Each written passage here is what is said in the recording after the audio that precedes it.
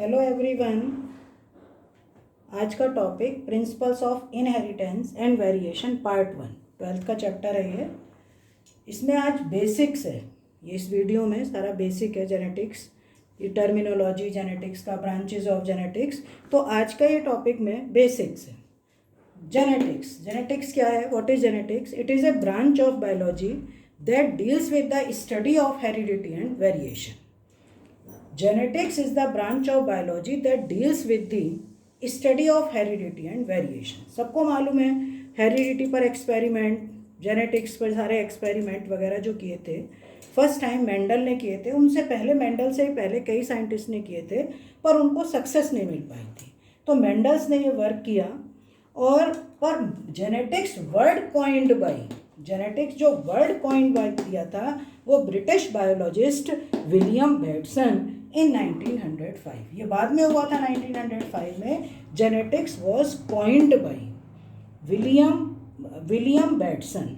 Branches of genetics, genetics की branches 3 branches हैं। Transmission genetics, molecular genetics, population genetics.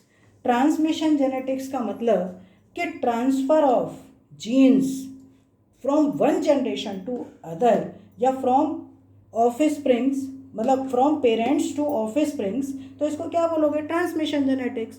Mendel ने इस पर एक्सपेरिमेंट किए थे, ये ओल्डेस्ट ब्रांच है और मेंडल ने इस पर एक्सपेरिमेंट किए थे। सबसे ज़्यादा मेंडल की जो थ्योरी इन्हीं पर बेस्ड होती है कि transfer of character from parents to offsprings, तो इसलिए इसको मेंडेलियन जेनेटिक्स और क्लासिकल जेनेटिक्स भी बोलते हैं। Second is molecular genetics. Molecular genetics का मतलब कि it is the branch of biology that deals with the study of structure and function of genes at molecular level. Molecular level का मतलब क्या होता है कि जैसे न्यूक्लियोटाइड, न्यूक्लियोसाइड, ये सब चीज़ें मॉलिक्यूलर लेवल पर जो उसकी स्टडी होती है जीन्स की। जीन्स के पार्ट भी पढ़े हैं, सिस्ट्रॉन है, मतलब म्यूटॉन, सिस्ट्रॉन, रिकॉन, ये सब पार्ट्स भी हैं। तो मॉलिक्यूलर लेवल पर उसकी स्टडी जो होती है वो molecular genetics. Population genetics, population के अंदर, किसी एक पॉपुलेशन के अंदर क्या बायोलॉजिकल कैरेक्टर्स हैं, कैसे वो कैरेक्टर्स ट्रांसफ़र हो रहे हैं, तो उसको बोलते हैं पॉपुलेशन जेनेटिक्स। ये पॉपुलेशन जेनेटिक्स पर हार्डी वीनबर्ग, मतलब हार्डी एंड वीनबर्ग 2 मैथमेटिशियन थे, फिजिक्स के थे, मैथमेटिशियन थे। उन्होंने एक स्मॉल पॉपुलेशन पर एक्सपेरिमेंट किए तो उसको हार्डी वीनबर्ग रूल भी दिया था। तो ये पॉपुलेशन जेनेटिक्स, ठीक है।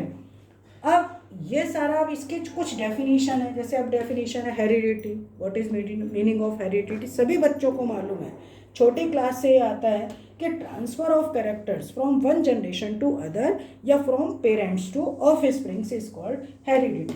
Those character which are inherited from one generation to other are called heredity characters. उनको क्या बोलोगे? Heredity character. अब जैसे हम कहते हैं किसी बच्चे के अंदर बेटा है, बेटे के अंदर कैरेक्टर आ गए, तो कुछ कैरेक्टर मदर्स के भी होते हैं और मोस्टली कैरेक्टर फादर के होते हैं। किसकी वजह से? वाई क्रोमोसोम की वजह से। तो वो कैरेक्टर्स जो ट्रांसफ़र हो रहे हैं कि पेरेंट्स से ऑफस्प्रिंग्स में जो ट्रांसफ़र हो रहे हैं वो हेरिडिटी कैरेक्टर। वेरिएशंस क्या हैं? क्या कहोगे वेरिएशंस? जो भी हमें डिससिमिलरिटीज़ दिखाई दे रही हैं, मान लिया पेरेंट्स हैं, एक ही पेरेंट्स के 2 बच्चे हैं, सिबलिंग्स, और उनमें दोनों में बहुत ज़्यादा वेरिएशन है। सभी को मालूम है 2 बच्चों में बहुत वेरिएशन, हर तरीके से वेरिएशन, फिजिकल, फिजियोलॉजिकल, कोई भी किसी भी तरीके से, साइकोलॉजिकल, उनका सबका सोचने समझने का तरीका, एक बहुत होशियार भी हो सकता है, एक थोड़ा नॉर्मल भी हो सकता है, हर तरीके से। तो वो जो डिससिमिलरिटीज़ आ गई कैरेक्टर्स के अंदर कि किसी भी एक, मतलब जनरेशन से दूसरे जनरेशन के अंदर एक ही इंडिविजुअल्स में, एक ही स्पीशीज़ के इंडिविजुअल्स में जो डिससिमिलरिटीज़ आ गई वो वेरिएशंस। या सिबलिंग्स के अंदर, ऑफस्प्रिंग्स के अंदर एक ही पेरेंट्स के ऑफस्प्रिंग्स और सिमिलर किसी भी सिबलिंग्स में जो वेरिएशंस आ गई, क्या कहोगे? उनको वेरिएशंस, ठीक है। तो ये सारा चीज़ें समझ में आ रही होंगी। अब ग्रेगर जोहन मेंडल का बर्थ टाइम, मतलब बर्थ पीरियड है 1822 और डेथ हुई थी 1884 में। इनको कहा गया था फादर ऑफ जेनेटिक्स। पर फादर ऑफ जेनेटिक्स जो कहा गया था वो जब तक ये जिंदा थे तब तक ये फादर ऑफ जेनेटिक्स नहीं कहा गया था। इनकी डेथ के बाद हुआ था, तो ये अभी एक्सप्लेन होगा तब उसमें समझना। पर एक यहाँ पर और देखो कि नीट में, एम्स के एग्जाम में एक साइंटिस्ट और पूछे जाते हैं, आर्कीबार्ड गैरट, known as father of human genetics, father of human genetics। ध्यान रखना, मतलब ह्यूमन में जो जेनेटिक डिजीजेज होती हैं वो इन्होंने ही डिस्कवर की थी, काफ़ी इनका रोल है, आर्कीबार्ड गैरट। अब आगे इसमें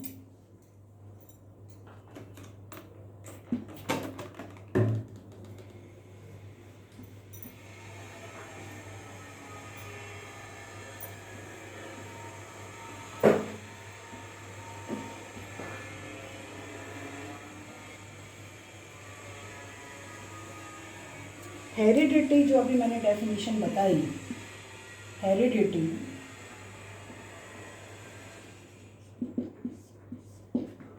ये इट डील्स विद, एक चीज और ध्यान रखोगे, it deals with the phenomena of like begets like, most important, कई बार कंपटीशन में पूछते हैं, लाइक बेगेट्स लाइक का मतलब क्या होता है कि members of each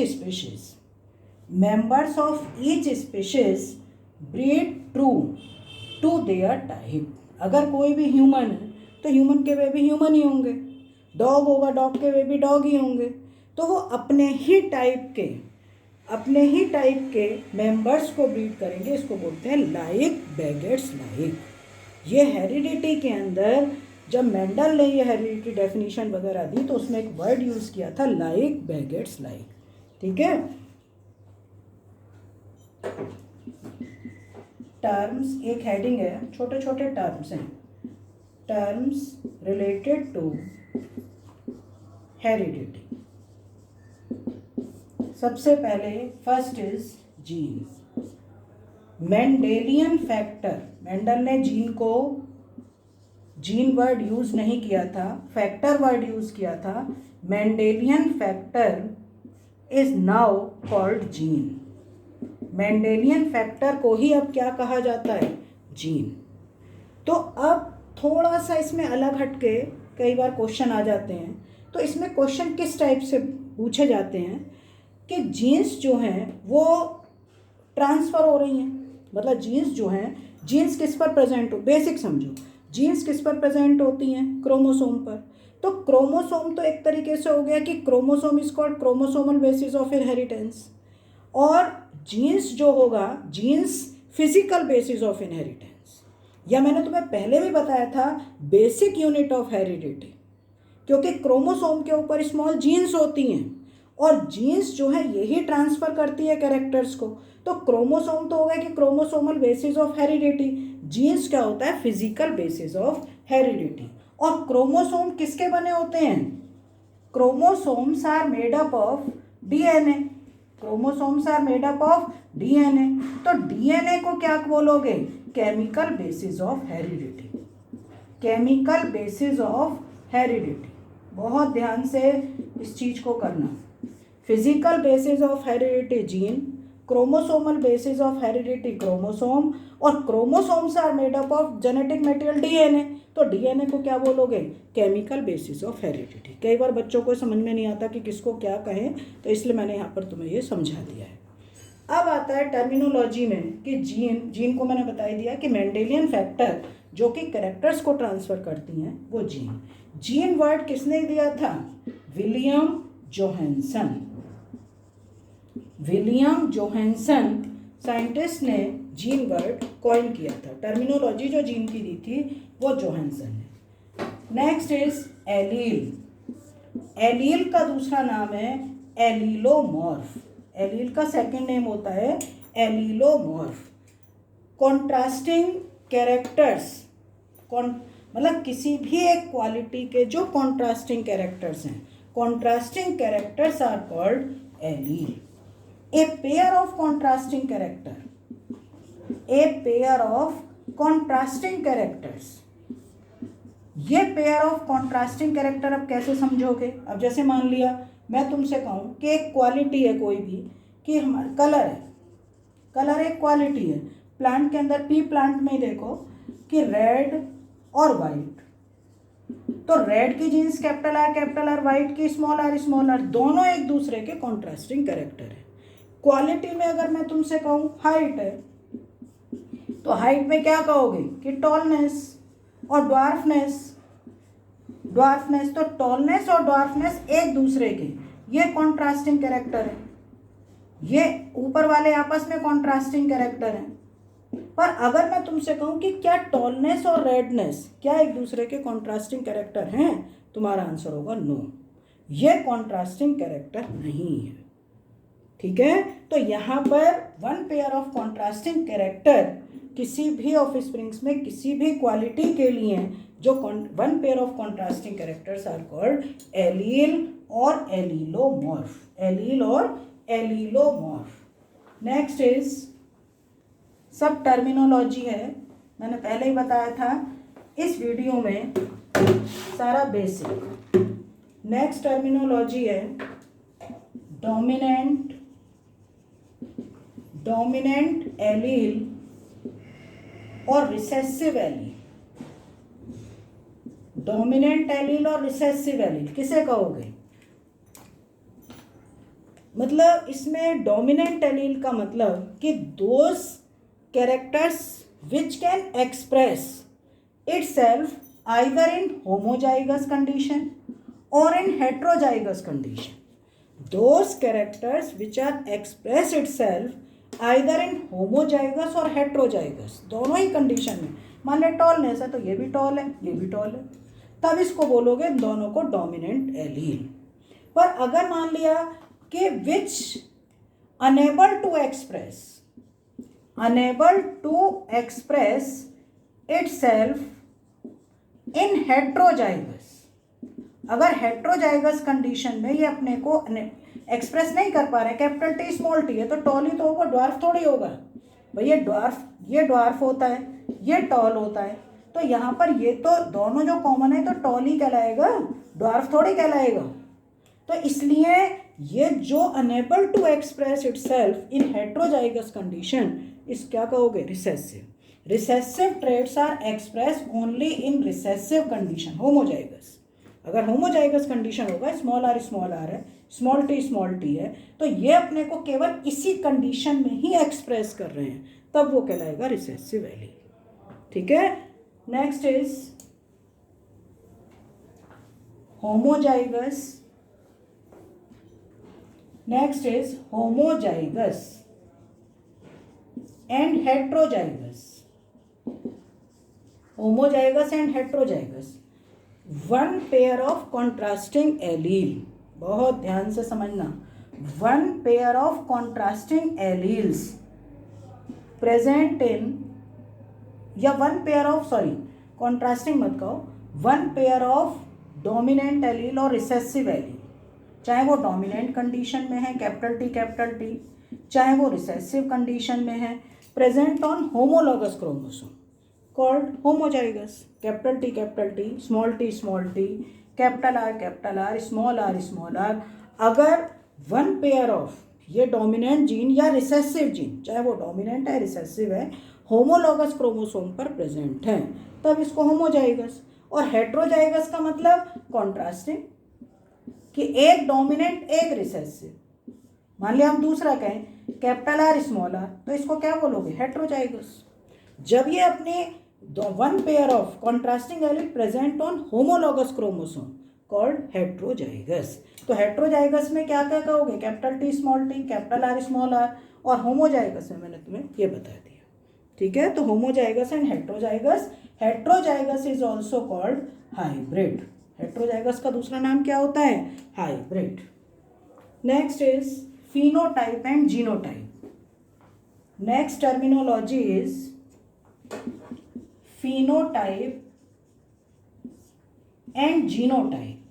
Phenotype and genotype. Phenotype का मतलब externally appeared character, जो कैरेक्टर हमें बाहर से दिखाई दे रहे हैं। हमारे पास मान लिया स्टूडेंट्स हैं, स्टूडेंट्स हाइट के अकॉर्डिंग हमने उनको खड़ा किया है, तो हमें ये बताया ये बच्चा लंबा है या छोटा है, इसकी हाइट इतनी है, इसकी इतनी है। तो जो हमें बाहर से कैरेक्टर, या स्किन का कलर है, कोई ब्लैक है, डार्क स्किन है, किसी की व्हीटिश है, किसी की इंटरमीडिएट है, कोई बहुत गोरा है, तो जो हमें बाहर से दिखाई दे रहा है, हमें उसके जीन्स नहीं मालूम है, पर जो हमें कैरेक्टर एक्सटर्नली अपीयर्ड कैरेक्टर जो बाहर से दिखाई दे रहे हैं वो क्या कहलाएंगे? फिनोटाइप। एक्सटर्नली अपीयर्ड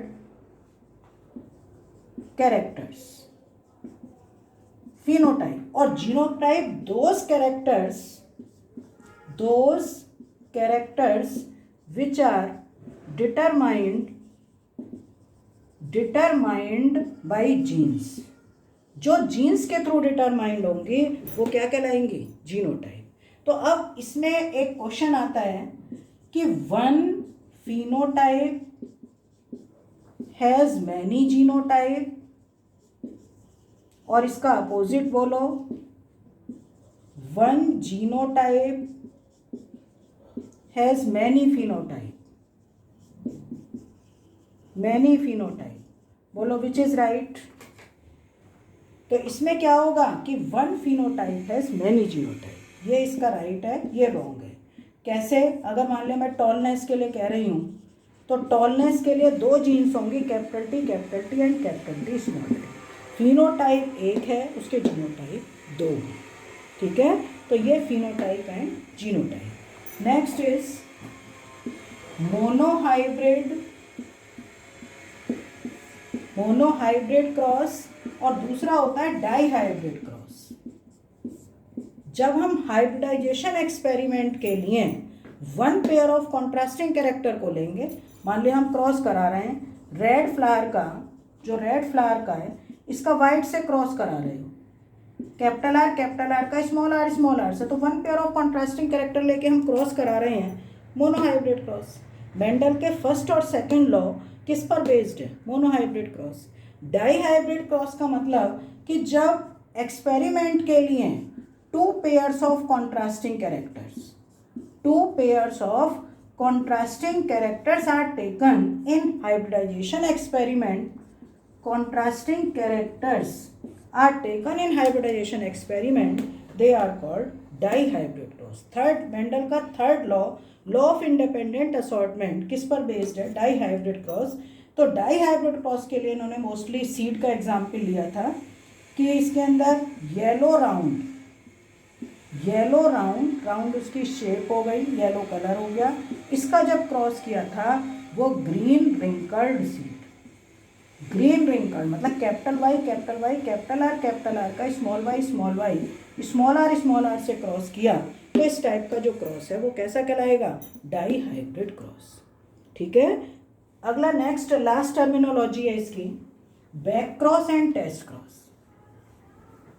लास्ट जो टर्मिनोलॉजी है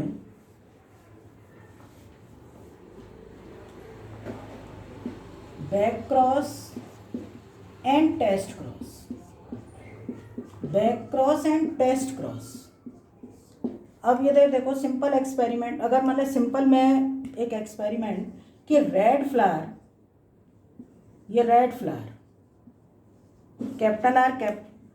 इधर ही लिख लो, कैपिटल आर का वाइट फ्लावर से मैं क्रॉस कराऊं, सॉरी इसको सर्किल में नहीं करते हैं, गैमेट्स को सर्किल में करते हैं, इसका हम क्रॉस करा रहे हैं, तो कैपिटल आर स्मॉल आर, और कैपिटल आर स्मॉल आर कैसे हैं? Hybrid, 100% hybrid in F1।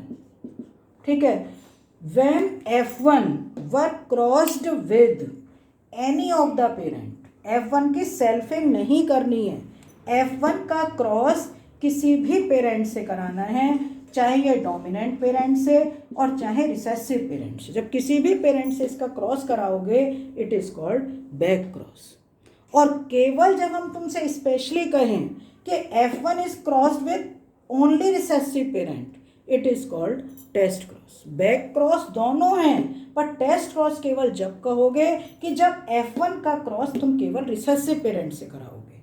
ठीक है, तो इसमें भी फिर वही आता है कि back cross is a type of test cross या test cross is a type of back cross. तो क्या आंसर दोगे? Answer is test cross is a type of back cross. ठीक है, सबको अच्छा लग रहा होगा, तो बहुत आसान चैप्टर है। तो इस केस में एक क्वेश्चन वैसे तो बाद में भी आएंगे कि test cross ratio always come 1:1। Dominant से क्रॉस कराओगे तो ऑल कैरेक्टर्स आर डोमिनेंट, पर जब रिसेसिव से क्रॉस कराओगे तो डोमिनेंट और रिसेसिव का रेशो जो होगा वो क्या होगा, 1:1 मोनोहाइब्रिड के केस में। और ये मोनोहाइब्रिड के केस में है, मोनोहाइब्रिड के केस में इसका जो रिजल्ट होगा टेस्ट क्रॉस रिजल्ट वो क्या होगा, 1:1। और डाई हाइब्रिड अगर हम क्रॉस करा रहे हैं, dihybrid cross ratio, cross मतलब dihybrid test cross ratio, test cross ratio क्या होगा, 1:1:1:1। सर बहुत सारे न्यूमेरिकल भी हैं, तो ये तो मैंने तुम्हें थोड़ा सा वैसे ही बता दिया है एक्स्ट्रा में। Back cross and test cross, when F1 hybrid is crossed either of the parent, either dominant or recessive, is called back cross. When F1 cross only recessive parent, तब ये कहलाएगा टेस्ट क्रॉस। तो test cross is a type of back cross. ठीक है, तो ये थोड़ा सा स्टार्टिंग की टर्मिनोलॉजी थी। अब थोड़ा सा अलग हट के पढ़ो, हेडिंग डालो मेंडेलिज। मेंडेलिज अच्छा टॉपिक है ये। देखो मेंडल, अभी मैंने बर्थ और उसका टाइम बता दिया था, 1822 और 1884। मेंडल पुअर फैमिली से, फार्मर फैमिली से थे, और इनकी जो मतलब एजुकेशन थी बहुत अच्छी एजुकेशन थी। पर ये जब बीएससी कर रहे थे उसमें ही उस समय इन्होंने एक्सपेरिमेंट्स किए। सबसे पहले एक्सपेरिमेंट इन्होंने, एक प्लांट था हॉकवीट, हॉकवीट का बायोलॉजिकल नेम हेरार्सियम, हेरार्सियम लैब, इस पर इन्होंने एक्सपेरिमेंट किया, हाइब्रिडाइजेशन एक्सपेरिमेंट किए। और एक्सपेरिमेंट करने के बाद इनको रिजल्ट ही नहीं मिला, तो थोड़े से ये परेशान हो गए। फिर इन्होंने बाद में एक्सपेरिमेंट जो किए, मतलब हाइब्रिडाइजेशन एक्सपेरिमेंट किए, और ये बाद में मॉन्क बने, मॉन्क पादरी जिसको बोलते हैं, मॉन्क इन ऑस्ट्रिया। और अपने हाइब्रिडाइजेशन एक्सपेरिमेंट सबसे पहले, क्योंकि हाइब्रिडाइजेशन एक्सपेरिमेंट नॉर्डन, गॉस, कॉल र्यूटर, थ्योरी डार्विन की थ्योरी थी, थ्योरी ऑफ पैनजेनेसिस, मतलब सबने बहुत वर्क किए थे, किसी को भी इस पर सक्सेस नहीं मिली थी। क्यों नहीं मिली थी, क्योंकि उन्होंने मतलब प्योर लाइन कैरेक्टर को नहीं देखा कि किसी भी प्लांट्स पर, टोबैको प्लांट्स था, कॉल र्यूटर ने करा था एक्सपेरिमेंट, टोबैको प्लांट पर एक्सपेरिमेंट किया, उनको रिजल्ट ही नहीं मिले, अलग अलग रिजल्ट मिल रहे थे। क्यों, क्योंकि पहले उन्होंने उसको प्योर बनाया ही नहीं, प्योर लाइन ही नहीं किया कि प्योर डोमिनेंट, प्योर रिसेसिव, इस तरीके से कुछ किया ही नहीं। तो सबसे पहले हाइब्रिडाइजेशन एक्सपेरिमेंट में सक्सेस मिली थी वो मेंडल को मिली थी। और मेंडल ने, ये मॉन्क, बाद में मॉन्क ऑस्ट्रिया में ये मॉन्क थे, और जो रूल्स थे, rules of hybridisation experiment, hybridisation experiment in 1965, ठीक है, क्योंकि इनके एक्सपेरिमेंट, जब भी इन्होंने एक्सपेरिमेंट किया तो किसी भी एक्सपेरिमेंट के लिए 4 स्टेजेस थी इन्होंने जो चूज़ की थी। सबसे पहले सिलेक्शन, फिर हाइब्रिडाइजेशन, फिर इसके बाद सेल्फिंग और कैलकुलेशन। तो कैलकुलेशन में मेन चीज़ ये थी कि जब इन्होंने किसी चीज़ को कैलकुलेट किया और जिस प्लांट पर भी एक्सपेरिमेंट किया, तो एक बार में एक ही कैरेक्टर को, 2 कैरेक्टर को लेके, 3 तक भी ले लिए थे, कैरेक्टर को लेके एक्सपेरिमेंट किए, और उसको रिजल्ट, फर्स्ट जनरेशन का क्या रिजल्ट है, सेकंड का क्या रिजल्ट है, थर्ड का क्या रिजल्ट है, एक सीक्वेंस में लिखा, तब इनको सक्सेस मिली थी। और हाइब्रिडाइजेशन एक्सपेरिमेंट में सक्सेस इसलिए मिली क्योंकि प्योर लाइन कर लिया था। हेरार्सियम में जो हॉकवीट पर एक्सपेरिमेंट किया था, इनको उसमें सक्सेस नहीं मिली। क्यों, क्योंकि बाद में पता चला ये तो एपोमिक्टिक सीड थे, मतलब इसमें प्योर लाइन तो हो ही नहीं सकता था, इसके जो सीड थे वो एपोमिक्टिक सीड थे। ठीक है, तो बाद में इन्होंने पी प्लांट पर एक्सपेरिमेंट 1856 से लेके, सॉरी ये 18 आएगा यहाँ पे, 1865, तो यहाँ पर इन्होंने 1856 से लेकर 1863 तक बहुत एक्सपेरिमेंट किए, और rules of hybridisation experiment in 1865 में इन्होंने दिया था। और बाद में जो लॉज ऑफ हेरिडिटी, जो इन्होंने laws of heredity were described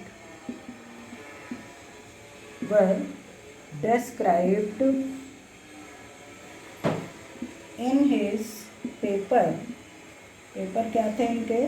experiments on plant hybridization, ठीक है, एक्सपेरिमेंट्स ऑन प्लांट हाइब्रिडाइजेशन। और बाद में इनको किस में दिया था? Published in the annual proceedings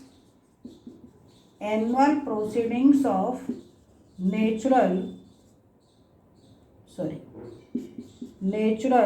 history society of Brunn in 1856। ध्यान रखना, जो इनके रूल्स थे, लॉज ऑफ हेरिडिटी पहले डिस्क्राइब किया, experiments on plant hybridization paper में टाइप मतलब करके फिर पब्लिश होने के लिए दिया, जो कि इसका 4th वॉल्यूम था, the annual proceedings of natural history society of Brunn in 1856। तो यहाँ पर इन सब का जो रूल्स वगैरह ये सब चीज़ दिया, जब तक ये दिया था टाइटल होने के लिए दे दिया, पर इनकी तरफ किसी का ध्यान नहीं गया। किस वजह से ध्यान नहीं गया? एक तो हॉक व्हीट पर एक्सपेरिमेंट करके ये खुद ही परेशान थे, कन्विंस नहीं कर पाए थे। दूसरी चीज़, इनका जैसे हम कहते हैं बहुत ज़्यादा एग्रेसिवनेस नहीं था, इनकी पर्सनैलिटी इस टाइप की नहीं थी। तो और उस समय एक मेन केस ये भी था कि उस समय जो बहुत ज़्यादा वर्क चल रहा था वो लेमार्किज्म की थ्योरी, कैरेक्टर्स ऑफ एक्वायर मतलब acquired character, inheritance of acquired character, Darwin की थ्योरी, नेचुरल सिलेक्शन थ्योरी, तो ये सारा ह्यूगो डी विरीज की थ्योरी, म्यूटेशन थ्योरी, उन सब पर एक्सपेरिमेंट चल रहा था। इन पर किसी का ध्यान नहीं गया। 1884 में किडनी फेल होने की वजह से इनकी डेथ हो गई। इनकी डेथ डेथ 84 में हुई, एक्सपेरिमेंट पब्लिश होने के लिए 56 में दिया। तो जो लॉज दिए थे जब वो 56 में पब्लिश होने के लिए दिए, तो पब्लिश होने के आफ्टर 34 ईयर्स और डेथ के डेथ 84 में होती 16 ईयर्स, डेथ के 16 साल के बाद रीओपन हिज वर्क, और 3 साइंटिस्ट ने इनके वर्क को रीओपन किया था। First Hugo de Vries, Holland. Hugo de Vries कहाँ के थे? हॉलैंड के। तीनों बॉटनिस्ट हैं ये, Hugo de Vries, Erich von Tschermak, ये ऑस्ट्रिया के थे और कार्ल कॉरेंस, ये जर्मनी के। इन तीनों ने सेपरेट इनके वर्क को खोला और सेपरेटली उस पर एक्सपेरिमेंट किए, वही रिजल्ट निकाले जो मेंडल इतने साल पहले बता चुके थे। उनके बाद ही कहा गया, ग्रेगर जॉन मेंडल को क्या कहा गया? Father of genetics. ठीक है, तो ये सारा इसमें। अब मेंडल ने अपने एक्सपेरिमेंट के लिए पी प्लांट को क्यों चूज़ किया, या मेंडल ने पी प्लांट को किस वजह से लिया था, तो मैं तुम्हें इसमें ओरली बता रही हूँ कि पी प्लांट के लिए मेंडल का स्टडी मटेरियल क्या था। Garden pea plant, Pisum sativum botanical name है, क्रोमोसोम 16 है। सबसे पहला ये था कि इसके लाइफ स्पैन बहुत शॉर्ट है, 3-4 महीने में ही ये पूरा का पूरा प्लांट ग्रो होके फ्लावरिंग एंड फ्रूटिंग कर लेता है। एक सीड से ग्रो करोगे, इतनी सारी फलियाँ मिल गई, बहुत सारे सीड हमें मिल गए, फ्रूट्स मिल गए। एक बार ग्रो करने के बाद कोई आफ्टर केयर की ज़रूरत नहीं है। लाइफ स्पैन मैंने बता दिया शॉर्ट है, बाइसेक्सुअल फ्लावर है, सेल्फ पॉलिनेशन होता है। अगर सेल्फ पॉलिनेशन किसी तरीके से हम खुद भी साइंटिस्ट जो है क्रॉस पॉलिनेशन हाइब्रिडाइजेशन एक्सपेरिमेंट करें तो वो भी कर सकते हैं। उसके लिए एक प्रोसेस होती है इमैस्कुलेशन, क्योंकि इसके फ्लावर बाइसेक्सुअल है। इमेस्कुलेशन से जो पोलन एंथर है, जब मैच्योर भी नहीं हुआ उससे पहले उसको रिमूव कर देते हैं। Removal of anther is called emasculation, then bagging और डिजायर्ड पोलन ग्रेन्स को फिर उस पर डाला जाता है। तो हाइब्रिडेशन एक्सपेरिमेंट भी कर सकते हैं। और सबसे मेन जिसमें था कि इनके पास पी प्लांट के पास 7 कॉन्ट्रास्टिंग कैरेक्टर्स थे। ठीक है, तो यहाँ पर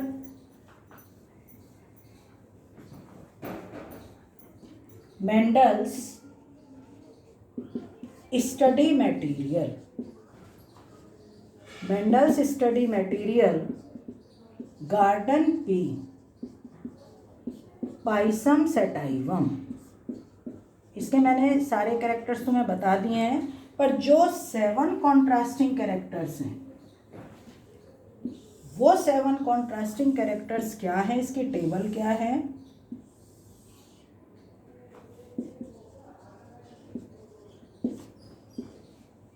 ये कॉन्ट्रास्टिंग कैरेक्टर्स, और वो कॉन्ट्रास्टिंग कैरेक्टर्स क्या हैं, डोमिनेंट एंड रिसेसिव। ठीक है, तो कैरेक्टर्स में सबसे पहले हाइट ले लो, height of plant, tall capital T, dwarf small T. Second is colour of flower, colour of flower में पर्पल, रेड भी होता है, capital P, white small P. Position of flower axial axis में, और टर्मिनल का मतलब जो एपेक्स पर स्मॉल है। फिर इसके बाद सीड का ले लो, shape of seed round, capital R, wrinkled small R. Shape के बाद colour of seed yellow, capital Y, green small Y. फिर इसके बाद पॉड का ले लो, शेप ऑफ पॉड में inflated, capital I, constricted small I.